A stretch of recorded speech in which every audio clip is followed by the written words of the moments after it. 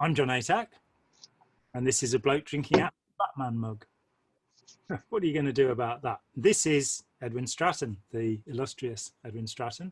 And I've been, over the last year, really, people have been coming to me and telling me that there's this group called QAnon, and that I ought to do something about it because, I haven't wasted enough of my life on fighting windmills and or tilting against them at least.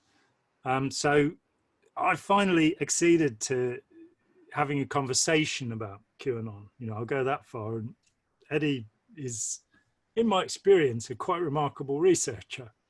And so I thought, I went to you a few weeks ago, wasn't it, Ed? And I came along and said, would you look into this? And you said, I already have done. Yeah. So QAnonsense, how did it begin? Can love be measured? No, sorry, that's the song, isn't it? Where did it begin? Where did QAnon begin? What are its origins? There's a message board, a type of message board called an image board called 4chan. Yep. Where people post a picture of something and then some text about it.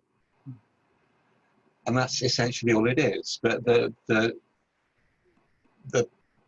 sale point of 4chan is that everybody is anonymous. Theoretically. Yes, yeah. Everybody's anonymous. So everybody can post whatever they like. Child porn doesn't matter. But we will be able to get your IP address and therefore exactly who you are. Sorry, people, there is no anonymity on the internet. Yes, a guy called Moot, who was running 4chan,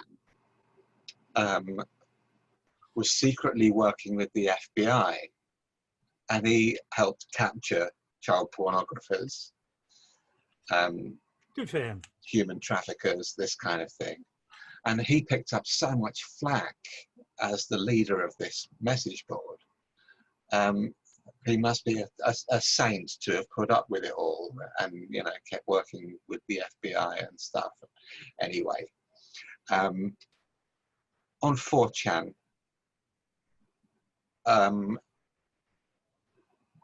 this is where these conspiracies begin. There's a whole load of conspiracies. People are looking at conspiracies. And then on a breakaway channel called 8chan, which is where all the child pornographers went after 4chan booted them off. A guy called Q put up a message saying that Hillary Clinton is going to be arrested imminently. And this was, I think, in 2017. Was this what led to Pizzagate? Well, Pizzagate birthed QAnon. It was the other way around. Okay. And one of these conspiracies was called Pizzagate. It was where a whole bunch of conspiracy theorists on the internet thought that there was a human trafficking ring kidnapping children, taking them to a place called Comet Ping Pong, which is a pizza parlor, into their basement and doing all their unspeakable things to children and then eating them or something dreadful. Was a pizza topping or? Yeah, as an extra. Not as a main pizza topping, but you can buy it for a quid for sprinklings. Would you like pepperami or 5-year-old on that? Child scratchings. Child scratchings. And some guy actually went there with a gun, didn't he, to unmask this, and they didn't have a basement. He shot the lock off a door with his AR-15 in order to prove that, he was going to go down into the basement and then release all the catches on their cages and all the children will be herded to the light, blinking, after being released. And of course, it was a store cupboard. So he then realized at that point, or shortly after, he realized, so Pizzagate isn't actually a thing. And he put down his guns and walked out to surrender to the officers that had gathered outside this place, because as soon as he went in there with his guns, people scarpered. They went, enough. well, we're not going to be playing ping pong anymore in the ping pong hall at the back of the place. We're going to be running towards the exit. So, yes, Pizzagate was one of these bizarre conspiracies that had grown out of 4chan and then 8chan. This then coalesced into QAnon in 2017, because Q, who's rumored to be somebody with high-level clearance in the government, so they know this is a secret data line. Yeah. In actual fact, Q is a clearance code, but for the Department of Energy. So he's like Homer Simpson. Yeah. In his nuclear factory. So Q, it's hogwash right from the start. Mm. But every so often, in fact, pretty much every day, Q drops a message that's typically cryptic. And these individual messages are called Q drops. Mm. And in the Q drops, you find crumbs, which all of the believers in the conspiracies, who are called bakers, will put together. And so you got this crowdsourced load of conspiracies. And because they're crowdsourced, pretty much every conspiracy known to man finds its way into Q. Mm. Because everybody's got their own little, I think it was George Bush who did 9/11. So that they'll throw that in. Mm. And then the Illuminati will pop up, and you know, all of the conspiracies that we've been laughing at for the last few decades are now coalescing into this weird gamified overarching uber conspiracy called QAnon. Mm. And anon is all the people who, all the bakers, all the people who are helping to cook this vast pie of conspiracy theories. I've forgotten how I started that sentence now. When you've got bakers and crumbs and Q drops going on, it does get a bit difficult, doesn't it? The conspiracies, the contagion of conspiracies crosses over between those who have caught the earlier conspiracies, and they're all into chemtrails and everybody adds their top spin, and so it develops momentum, and it's become this huge universe. I hate to interject here, but I'm going to. That when I was about, I don't know, 10 years old, just coming out of primary school, I can remember going with two of my friends. I grew up in Lichfield in Staffordshire, as you know, which is a very old place. It's pre-Roman. It's got all sorts of stuff.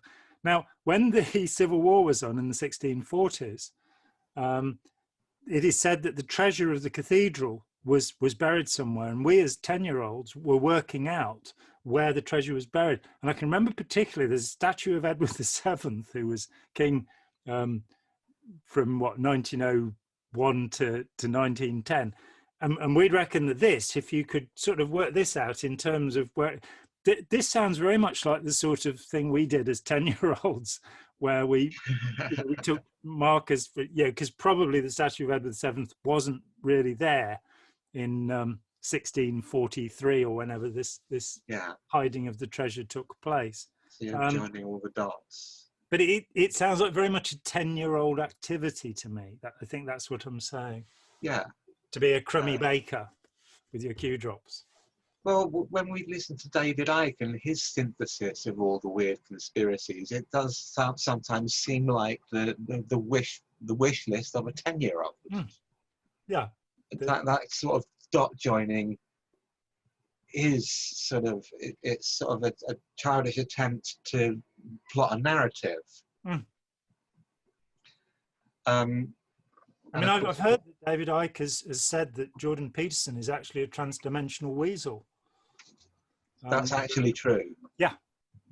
And so all of this railing against weasels that Jordan Peterson gets into, it is just hiding his own transdimensional identity. He's just projecting. Yeah, or maybe it was a ferret. I can't remember. Ferret. Stoat, yeah, something like that. Okay, so we've got Q drops and crumbs and bakers. Now, I have been told that this is now afflicting millions of people. Is that true? A very large proportion of people involved in this? The ballpark figure that's being talked about is 3 million.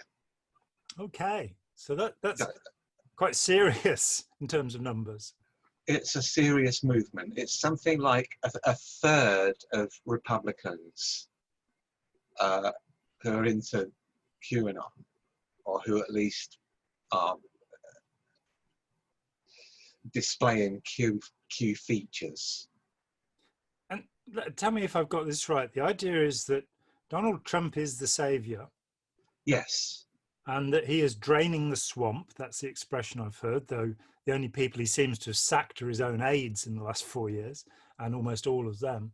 Hasn't got rid of any of those nasty people in the CIA that Barack Obama decided not to get rid of. Because heck, we need some psychopaths in there to use enhanced interrogation methods, don't we? Against the Geneva Conventions.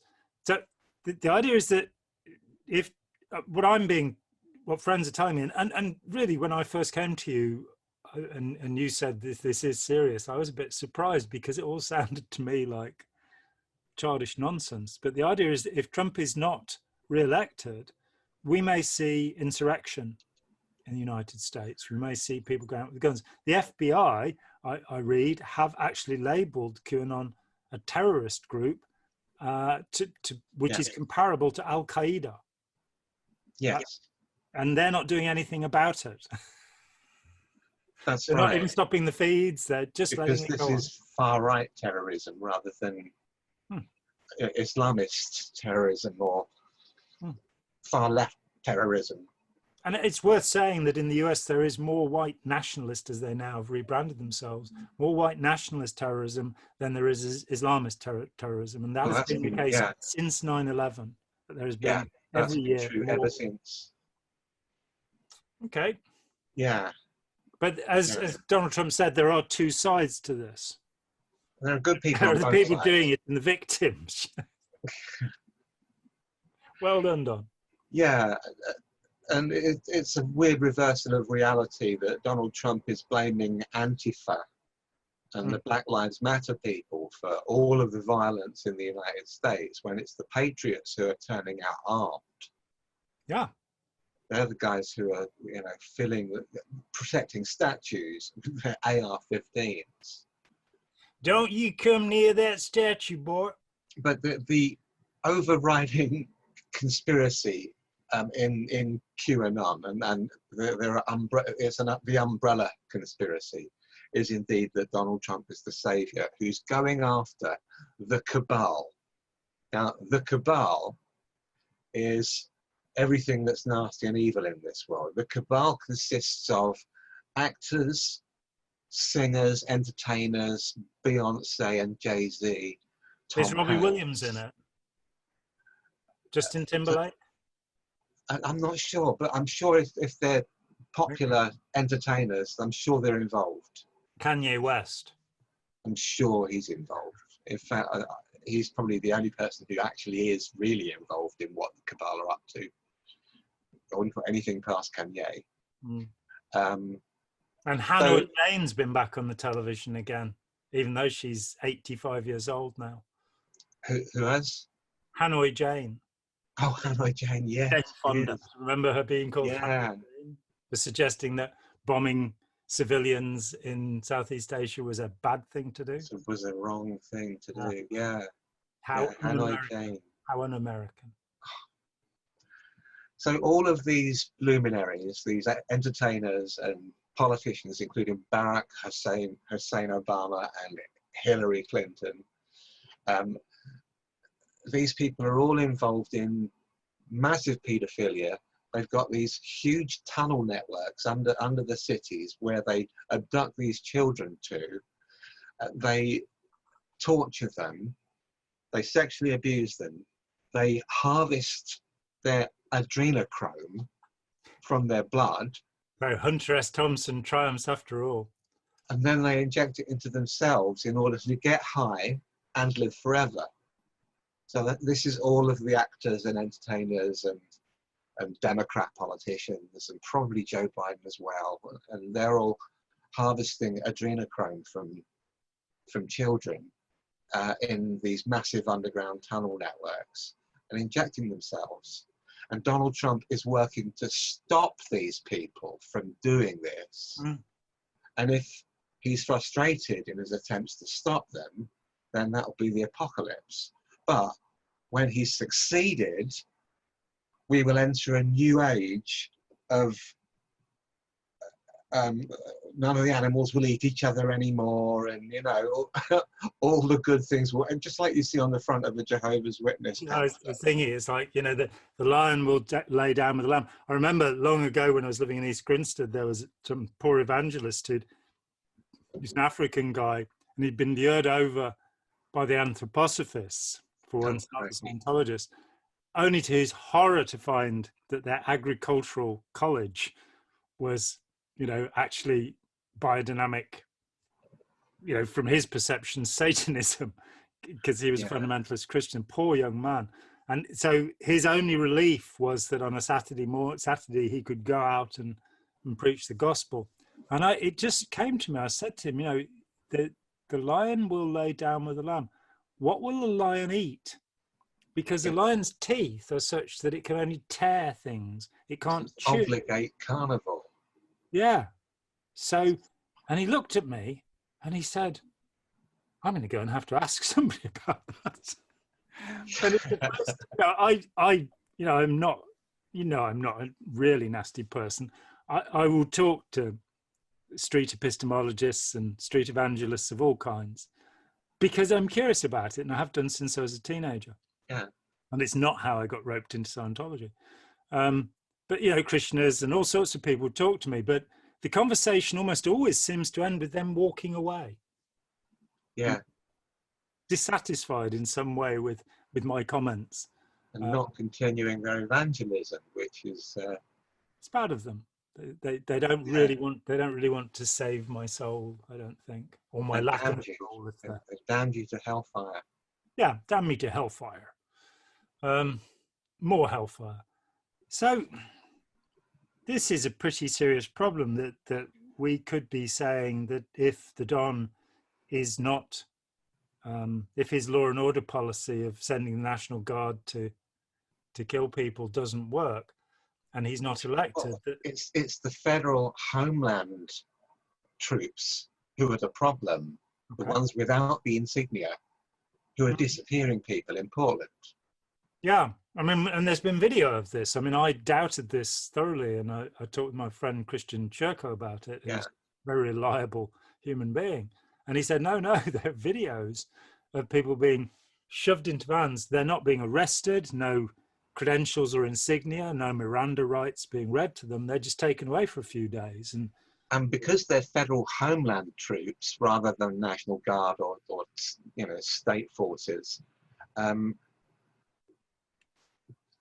their purpose is all about controlling terrorism. Yeah. That's the whole point of the Homeland Security Department, is controlling terrorism. So they're entering these protest environments where people are peacefully protesting on the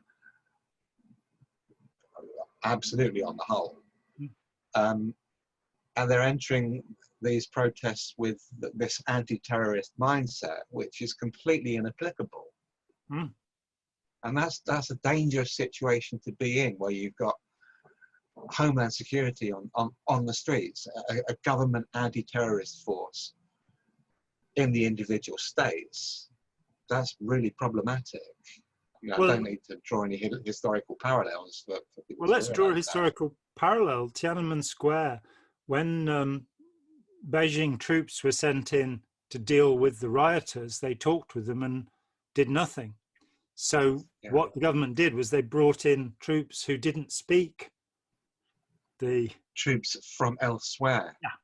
And told them, made up stories about atrocities committed and just set them loose.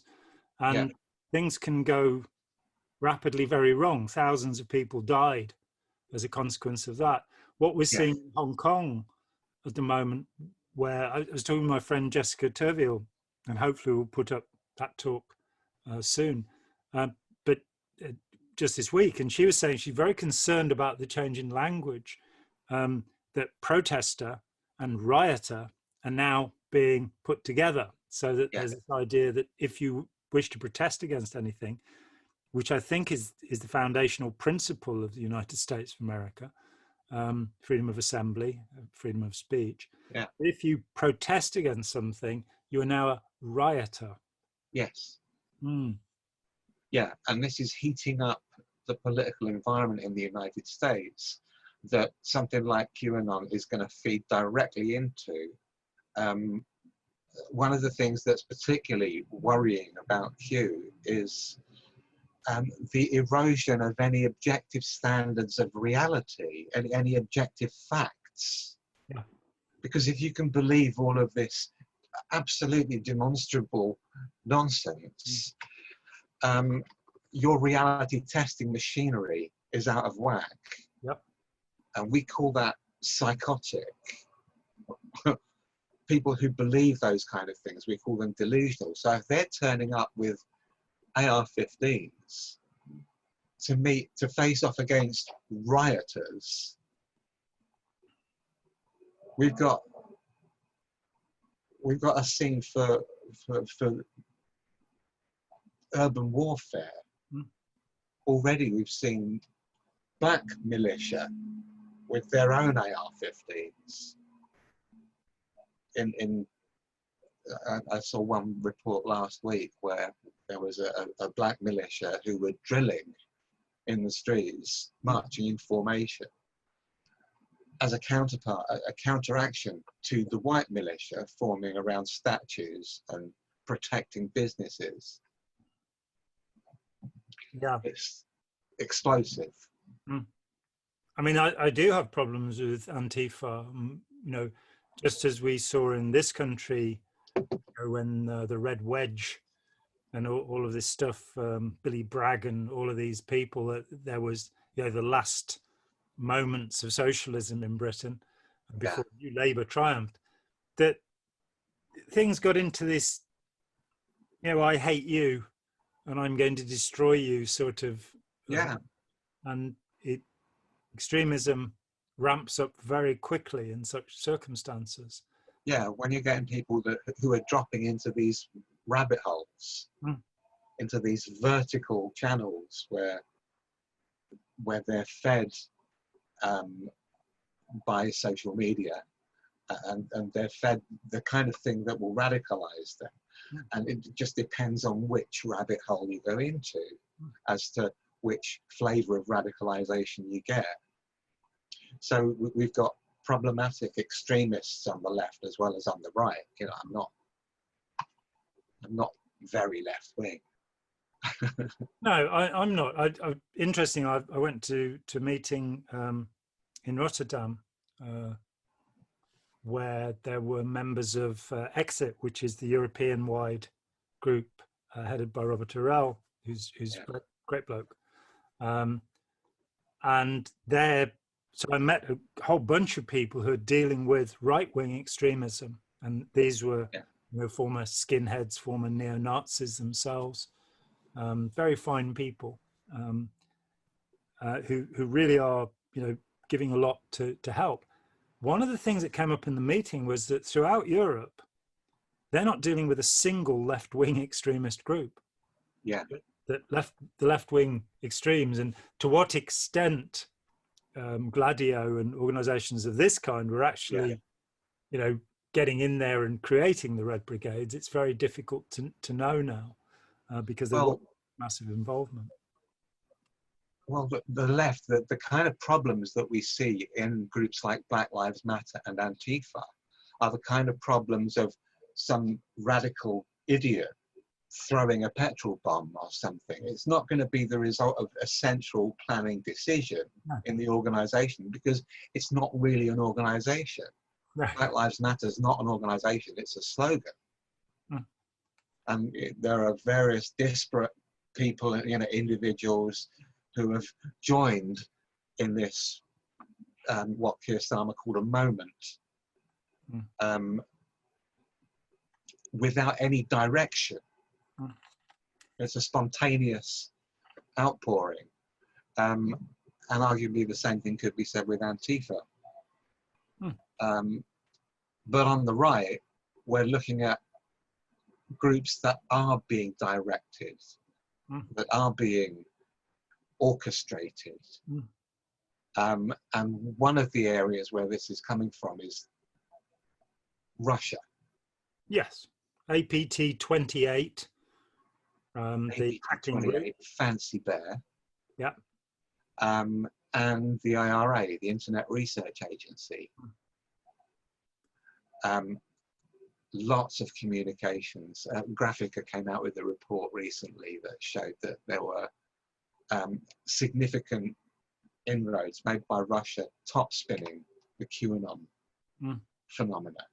While it wasn't created by the Russians are very interested, and anything that sows discord in the United States is an absolute gift for a strategic relativist actor like Russia.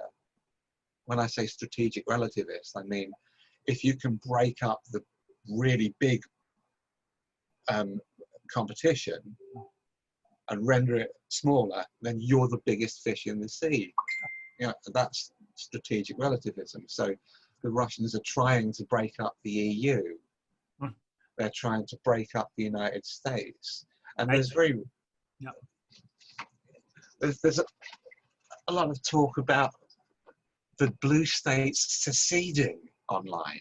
There's loads of chatter about that. And when we get to that kind of stage, we can see there's a fault line in the United States, and this fault line is being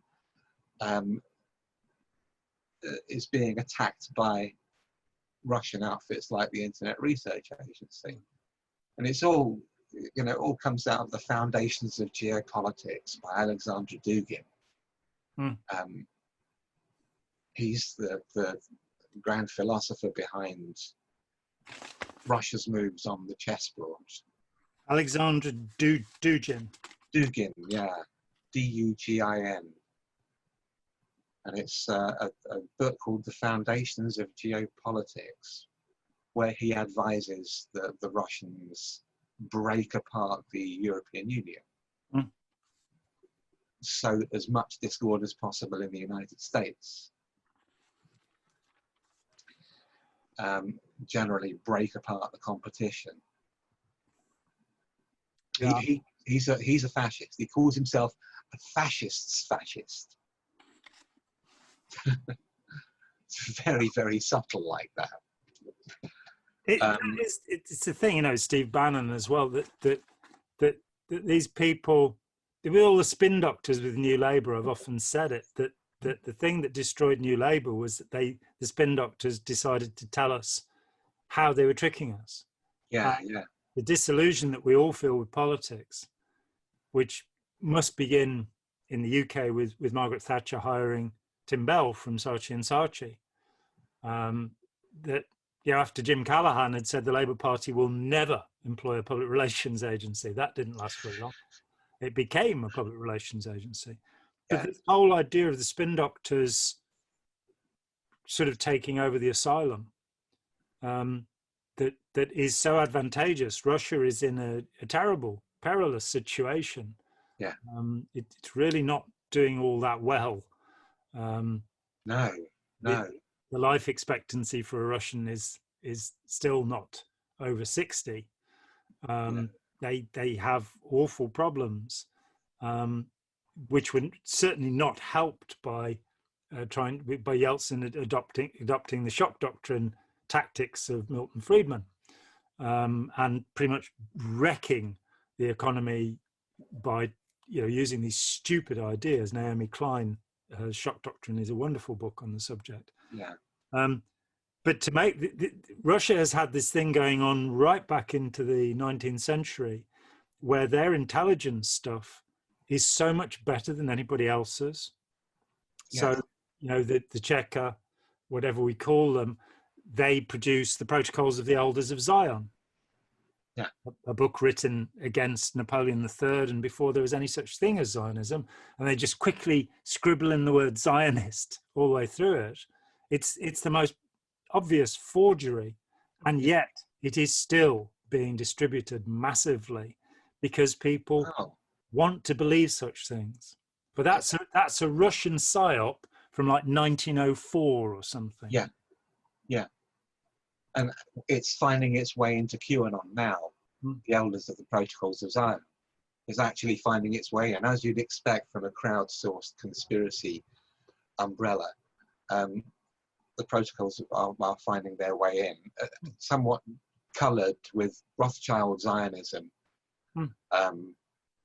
It's the Rothschilds, they control everything. These dog whistle anti-Semitic theories. It's the Jews who are killing all these babies.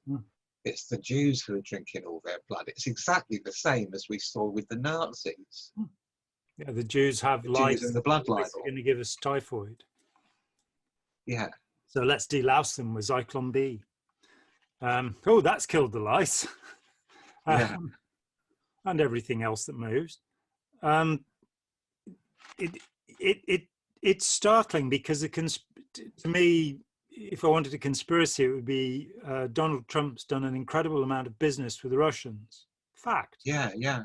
Donald Trump is unwilling, the first president ever, to show his business dealings to Congress. Yeah. So he will not reveal his tax returns. He's made it very clear, in fact, that if he could get away with not paying money to the government, he would do that. I think paying tax is stupid. Yeah, exactly. We have this statement from Tony Schwartz, who wrote The Art of the Deal for him, who said that in a conversation once, the Don said to him, there are two kinds of people. There are predators and there are prey. Yeah. That is true, though. That is two of the types of people. I hope to think there are also non-predators and non-prey. Yeah. And I aspire to be a non-predator and a non-prey. His dad used to say every day, you're killers, you're kings, to Don and his brother. Yeah. You're killers. Yeah. Yeah, good old Fred Trump. Which implies that everybody else is prey.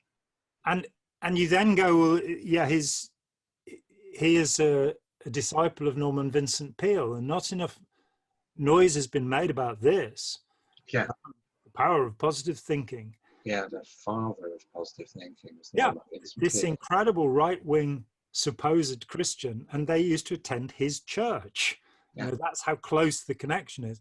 Then you get that the mafia were the principal business associates of Fred Trump. And that, for me, makes a much more lurid and demonstrable conspiracy that somehow this billionaire, who was terrible at business, who collapsed, had the most successful casino business in the world, and it went bankrupt. All three of his casinos went bankrupt. Setting up a casino next to your other casino where you're going to compete with it is a really stupid business move. And he had 3 casinos in Atlantic City, all competing against each other. What a stupid thing to do.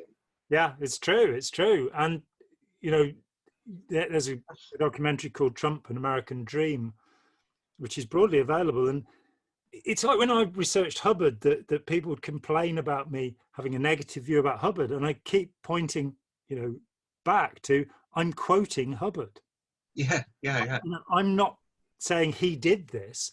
This is a quotation. You can go and find it, where he says, if somebody sets up business without a license from him, if possible, ruin him utterly, causes professional decease. The way he says that you can be tricked, you can be sued, you can be lied to, or you can be destroyed. Yeah. Without, there won't be any punishment to the person who does this if you're an enemy. When he says to, bribe all the officials in Bulgravia or wherever it is, something from the Wombles. Stuff your pockets full Yeah, of artillery. these Bribe are the things police. he put forward, and the same is true with Donald Trump. That you can Yes. see interviews with him over the years where he has a standard patter, which is that if anybody says anything that he disagrees with, he rips into them, calls them names without any kind of evidence, and at the end of the statement he'll say, "I think everybody will be very happy with what we've done," which is he's been saying since he was like 22 years old.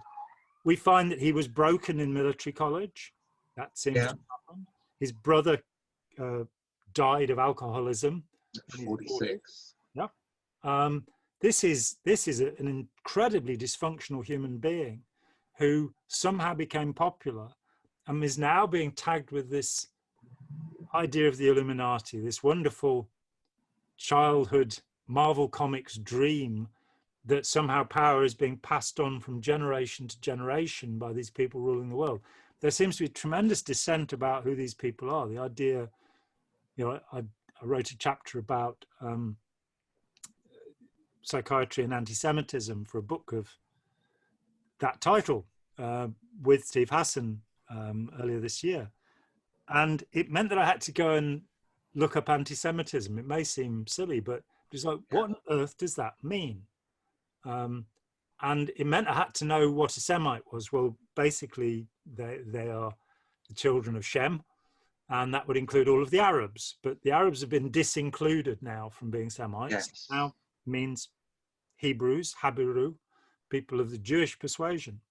My confusion was knowing a lot of Jews, religious, non-religious, Israeli, American, English, that, you put two Jews in a room and you get three different opinions. Yeah. That, as they say, it's two rabbis in the original statement, but that's what I've seen, that these are not people who are going to get together in a conspiracy. They have no consistent religion called Judaism.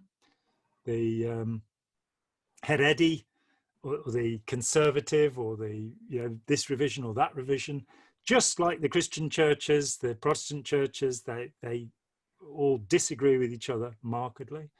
Yeah. There are as many non-Zionist Jews as there are Zionist Jews. There are many, in fact, among the Haredi, among the ultra-Orthodox, they don't like being called that, but they are not Zionists. They don't believe that there's a biblical prophecy that they should own Jerusalem and return there. The complexity of this, how people of different races, because being Jewish is certainly not a genetic thing. I had an argument with somebody about that this very week. He was talking about how we need to take the idea of race seriously with the Jews because there are racists. And I said, well, racism causes race. You've got it the other way around. There are no. It's not that we need to take the Jewish race seriously. It's that we need to take racism against Jews seriously, because the Jews cannot be a race. No. Woody Allen, Sammy Davis Jr. Yeah, and absolutely. And I mean, Arthur Koestler's 13th Tribe, the idea that because the Khazars converted the whole nation to Judaism in the 9th century, because they were the buffer zone between Islam and Christianity, so it wasn't safe for them to belong to either. And Ipto decided, so you suddenly have this huge population of Jews, probably larger than any other population of Jews, who have no racial origins there. And they then end up, running from the persecution in Europe and going to Israel. And one can understand why they wanted to do that.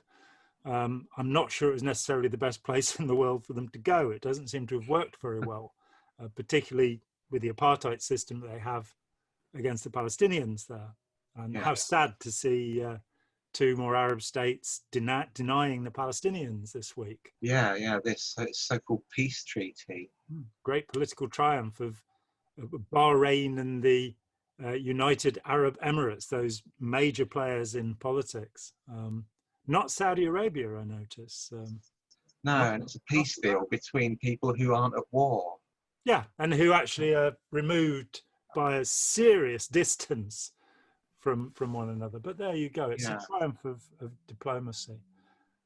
But it seriously concerns me the amount of paranoia that's being fed here, the way that tactics that appear to be, to me, to be very much cultic tactics. It's not about logic and evidence. It's not about sitting down calmly and having discussions and reading things over. When I proposed to a friend of mine who doesn't like to be called a conspiracy theorist, that he read Norman Cohn's Warrant for Genocide about the protocols for the Elders of Zion, he made two complaints. The first was, Cohn is a Jewish name.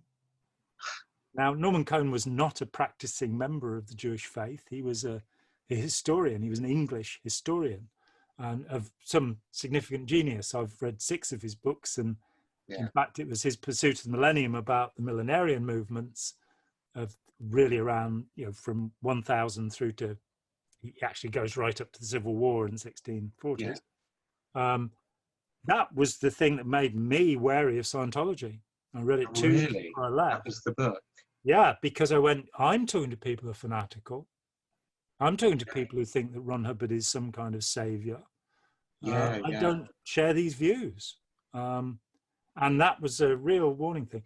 And I read Europe's Inner Demons about the witchcraft craze in the 16th and 17th centuries. And I went on to read he wrote a wonderful book about how Lyell's discoveries in geology, which are what started to undermine faith, absolute faith in the Bible, in the biblical myths. I think the book's called Noah's Flood. That he cites what the great scholars in Oxford and Cambridge were saying to defend the idea, Bishop Ussher's idea, that the Earth was created in 4004 BC. I mean, in modern times, everything's, Charles Darwin basically did everything. But in fact, that debate had been going on for 25 years by the time Origin of Species is published. But he shows how they try to defend and fit scientific discoveries, the strata of rocks going back and back and back, how they try and fit that into the creation without saying, oh, well, there were 6 very long days, that during which God created the world. His days are a lot longer than ours, which is a very much simpler way of dealing with the problem. And it's not 7 days of creation, of course, because he sat down on the 7th day. So there are only 6 days of creation. I just like to point that out for any pedants in the audience.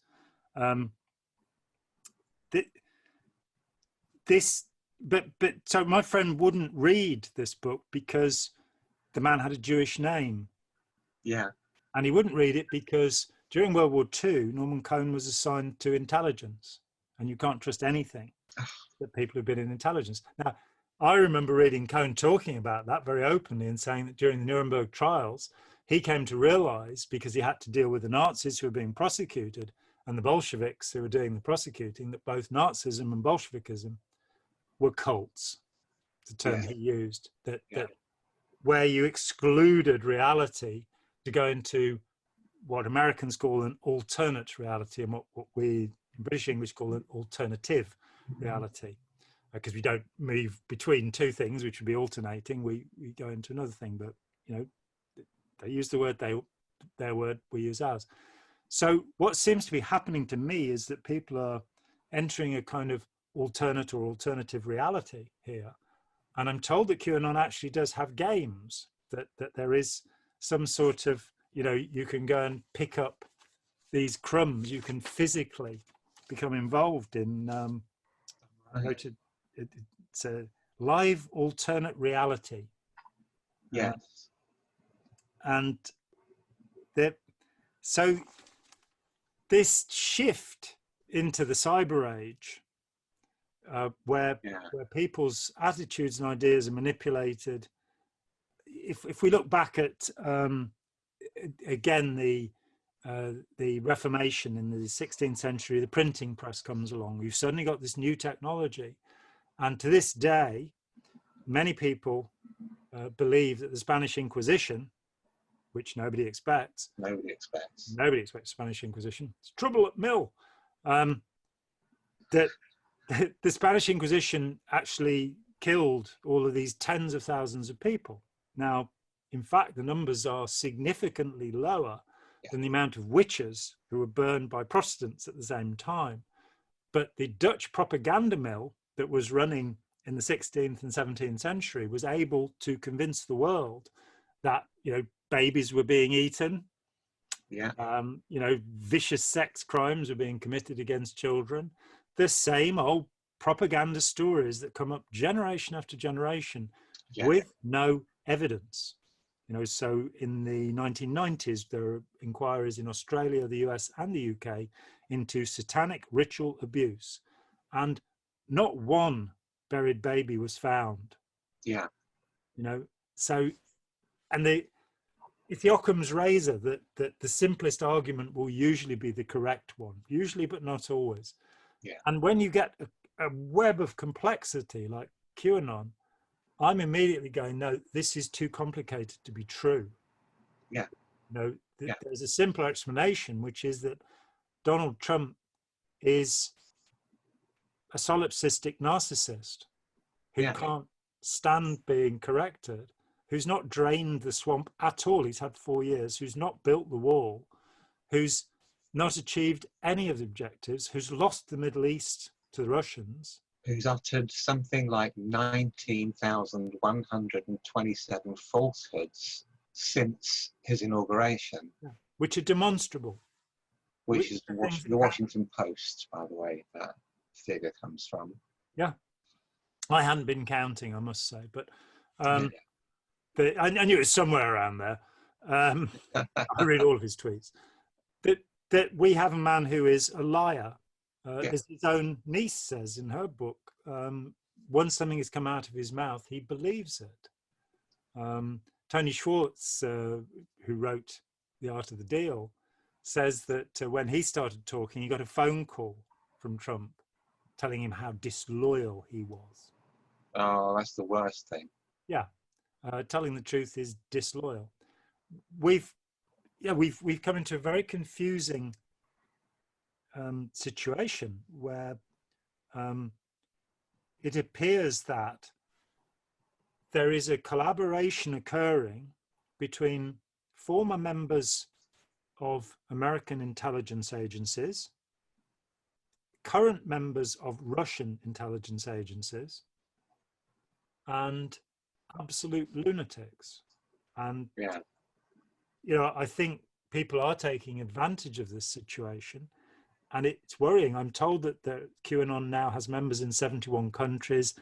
That's the kind of number that doesn't worry me, because I know that Scientology is in, you know, 200 countries, because they've got 3 members here. So how many countries you're in doesn't matter to me.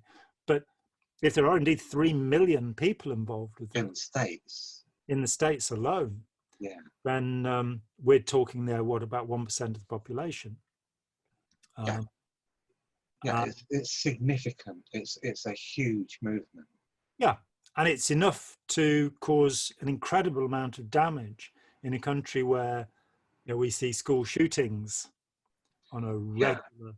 You know, we've already seen 6 violent extremists carrying out acts of terrorism as a result of QAnon. We've already seen 6. Yeah, it's only a matter of time before people get killed. Oh yes, and we draw ever closer to that election. That, you know, one of the fears is that polling stations may see these people in their camos with their assault weapons, barring people from voting. We're seeing an excess of hatred, and that is always a precursor to destruction.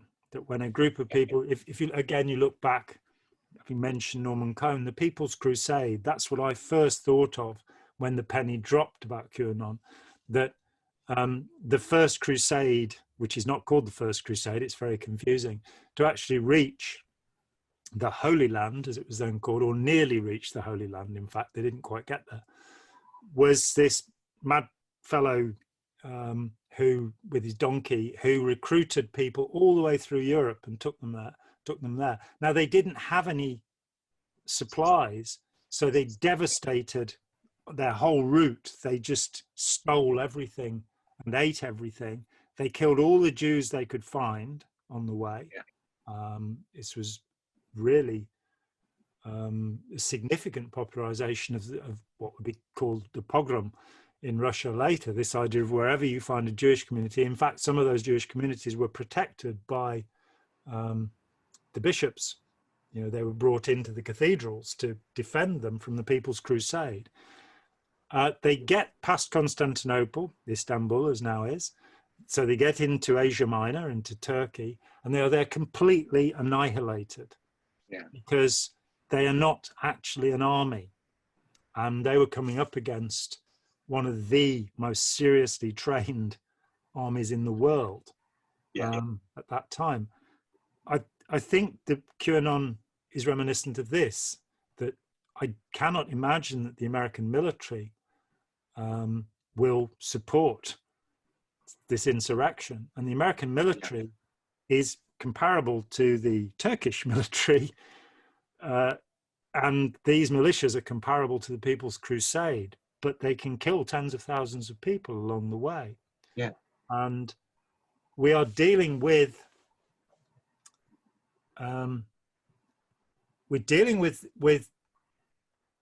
the art of persuasion. We're dealing with tools that are being used. It seems that there is a deliberate use of hypnosis in some of this material.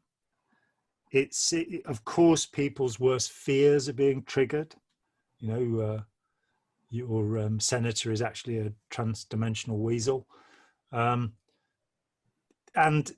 people are being turned against each other. That the idea is to stir up hatred. The benefit for Russia, you've outlined very well, I think, that you divide and conquer. Russia is trying to return to power because now the two great world powers are very definitely the US and China. And we haven't mentioned the possibility that the Chinese army through APT-10 is also playing these games. And it's very possible because if anybody's even better at this than the Russians, it's the Chinese. They appear to have actually scooped up all the technological information in the Western world without anybody noticing until years later. Created this weird kind of surveillance capitalism. Yes. Just looking at Xinjiang and what's happened there, the idea that you can, you know, just seeing the film of the street lamps that have 28 cameras on them pointing every which way, and the idea that you can't use a cell phone without you being tracked, which is probably also true in the West. I mean, I hate to think what the Western agencies are doing. It struck me that one of the origins of this idea of the deep state is, of course, Fletcher Prouty, who was with the Joint Chiefs of Staff, Colonel Fletcher Prouty. And he wrote a book 30 years ago or something about this notion of the swamp, this notion of, you know, government being riddled with these people who were working as a cabal, as a conspiracy, whichever word we choose to use. And it's quite a credible book until you find out, you know, I came up head to head against Fletcher Prouty because he was hired by Scientology to prove that Ron Hubbard really had been an intelligence agent during World War II. And he was paid, he was a consultant, and he was also the consultant to JFK, Oliver Stone's movie. So he did quite well. I realized just how willing he was to make up stories to earn his keep, because when you looked into the records, as Russell Miller said, why, if Hubbard was this magnificent hero in intelligence, would you make up all of these nasty stories in his pretend file? Why would there be all of these complaints from high-ranking officials in the Navy? You know, you'd make up something anodyne and, you know, normal.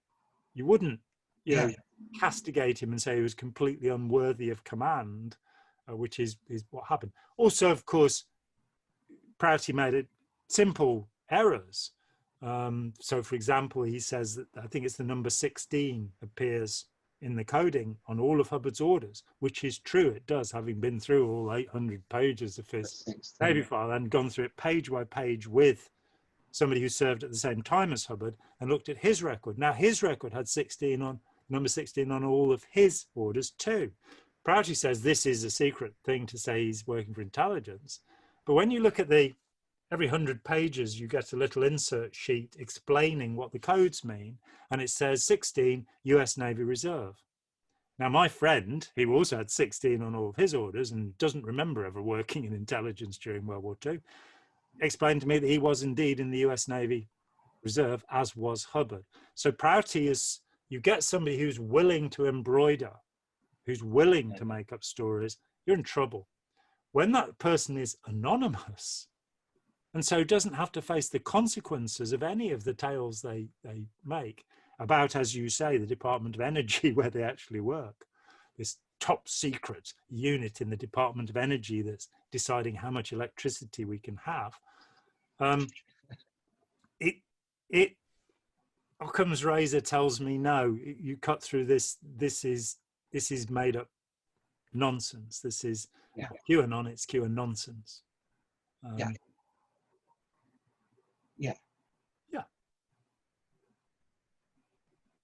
So, is there anything you'd like to say or ask before I end the session? I knew I could get that in somewhere. That's a joke for the ex-Scientologist, by the way. That's what you say at the end of a counselling session. Is there anything you'd like to say or ask before I end the session? And Eddie was a very highly trained Scientology counsellor. I know how to say it properly. Say it properly. Is there anything you'd like to say or ask before I end the session? I wish I could do that. See, it's proper. That's a highly trained end of session blurb. Inflection at the end of the sentence. I end the session. Yep. So, is there anything you'd like to add to what we've said, or have we given we can always return to the topic as we find out about it? Well, I think we've given an overview. Good.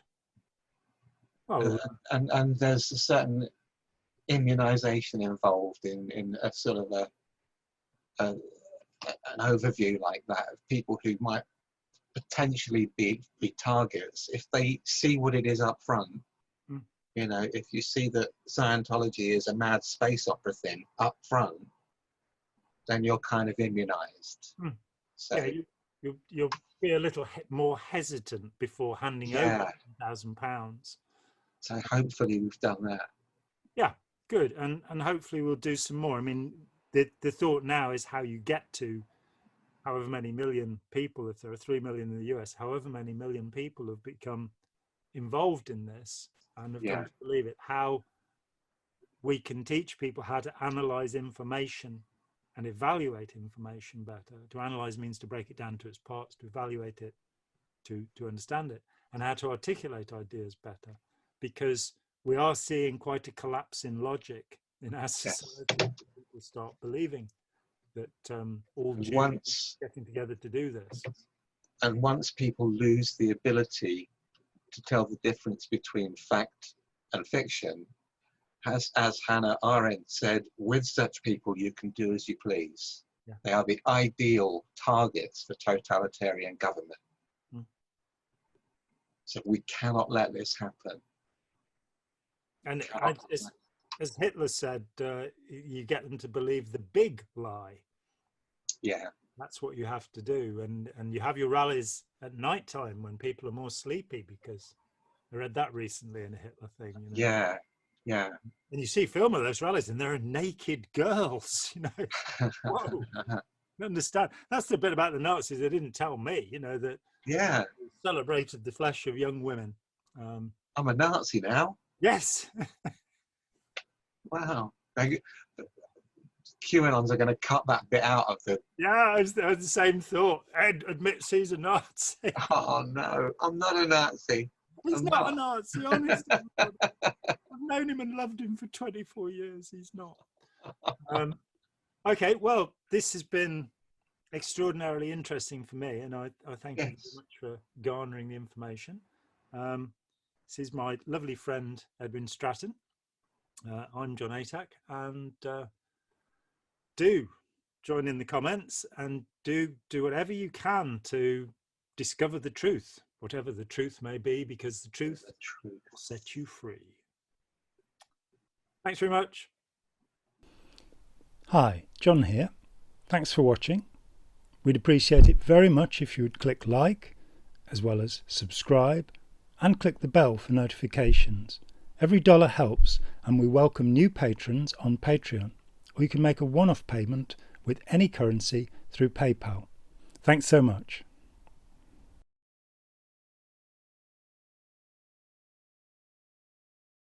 Don't you come near that statue, boy.